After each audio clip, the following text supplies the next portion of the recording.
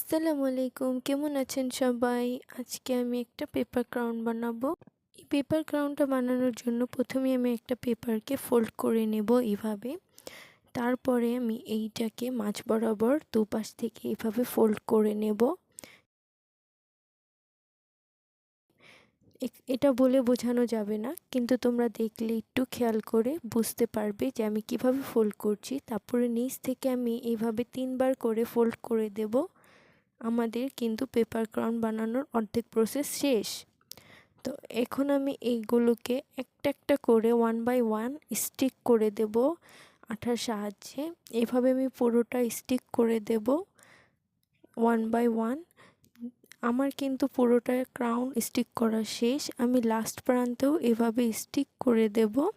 আমার ক্রাউনটা কিন্তু এখন রেডি হয়েছে। তো চলো এবার বোটা বানাই।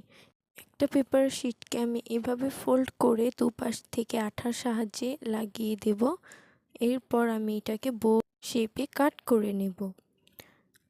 দুপাশ থেকে আমি বো শেপ করে কাট করে নিয়েছি। এখন এর মাঝখানে ফাঁকা লাগছিল বলে আমি একটা পেপার শিটকে এভাবে রাউন্ড শেপ করে কেটে নেব। তারপর এইটাকে আমি বোটার মাঝখানে আঠার সাহায্যে এভাবে স্টিক করে দেব। আমার বোটা কিন্তু এখন রেডি। ক্রাউনের মধ্যে স্টিক করে দেব 1 বাই 1। আমার এখন কিন্তু ক্রাউনটা রেডি। কেমন হয়েছে বলবেন সবাই।